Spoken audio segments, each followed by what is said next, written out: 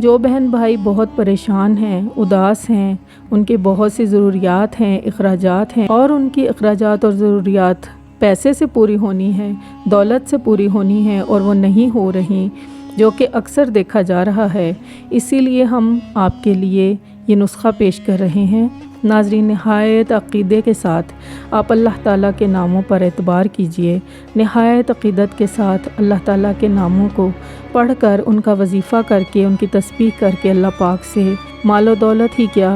اپنے لیے بہت کچھ مانگیے، کیونکہ اس کے خزانوں میں کوئی کمی نہیں ہے، اس کے خزانے بہت بڑے ہیں۔ تو ناظرین، واقعی اگر آپ کو 5 روپے سے لے کر 50,000، 10 لاکھ یا 20 کروڑ کی بھی ضرورت ہے تو آپ اللہ تعالیٰ کے حضور نہایت عاجزی اور انکساری کے ساتھ حاضر ہوں اور دیکھیے کہ اللہ پاک ضرور آپ کی دعا قبول فرمائیں گے۔ ناظرین، آپ کو یہ وظیفہ بتایا جا رہا ہے، اس کے لیے آپ کو ویڈیو کو آخر تک دیکھنا بے حد ضروری ہے تاکہ کوئی ضروری بات مس نہ ہو جائے۔ آپ نے یوں کرنا ہے کہ ایک کاغذ پر جتنے پیسوں کی ضرورت ہو وہ لکھ لیں، یعنی اگر آپ کو 5 لاکھ، 10 لاکھ یا 10 کروڑ کی بھی ضرورت ہے تو آپ اس کے اوپر لکھ لیں۔ آپ کے دل میں اللہ تعالیٰ کا نہایت ادب و احترام، نبی کریم صلی اللہ علیہ وآلہ وسلم کی محبت شامل رہنا بے حد ضروری ہے۔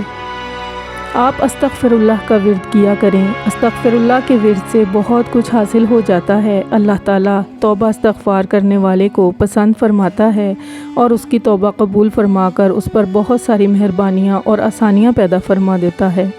آپ نے جس کاغذ پر اپنی پسند کی رقم لکھ لی ہے اسے سامنے رکھ کر 5 مرتبہ بسم اللہ الرحمن الرحیم، 5 مرتبہ ہی استغفر اللہ اور 5 مرتبہ سورہ کوثر کاغذ پر لکھ کر اپنے پرس یا ایسی جگہ جہاں آپ پیسے رکھتے ہیں وہیں رکھ لینا ہے۔ اول و آخر 11 مرتبہ درود شریف پڑھ لیں تو بہت اچھا ہے، بہت ہی سود مند ہے۔ یہ عمل روزانہ کرنا ہے، اس لیے کاغذ کو آپ نے گم نہیں کرنا بلکہ ایسی جگہ رکھنا ہے جہاں سے آپ روزانہ اسے استعمال کے لیے نکال سکیں۔ ہر بار آپ نے کم از کم بھی 7 دن تک اس عمل کو دہرانا ہے، یعنی ہر بار آپ نے کاغذ کے اوپر 5 مرتبہ بسم اللہ، 5 مرتبہ استغفر اللہ اور 5 مرتبہ سورہ کوثر لکھ کر اپنے پرس میں اسی کاغذ کو رکھ لینا ہے۔ کاغذ اتنا بڑا لے لیجئے گا کہ جس میں بار بار اس عمل کو لکھنے کی گنجائش ہو۔ آپ نے 7 بار اس عمل کو کرنا ہے کم از کم، لیکن اگر آپ اس کو دہراتے رہیں گے تو انشاءاللہ تعالی آپ کو اس کا بہت زیادہ اثر ملنے والا ہے۔ اس کاغذ کو فولڈ کر کے رکھ لیں اور بار بار اس عمل کو کریں، یعنی کہ ہر روز اور بار بار اللہ پاک سے نہایت عاجزی اور انکساری کے ساتھ دعائیں مانگیں اور اللہ پاک سے اپنے لیے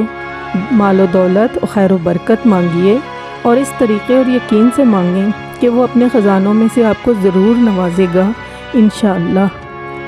جتنا وظیفہ کریں گے اتنا اثر بڑھتا جائے گا، اور اصل میں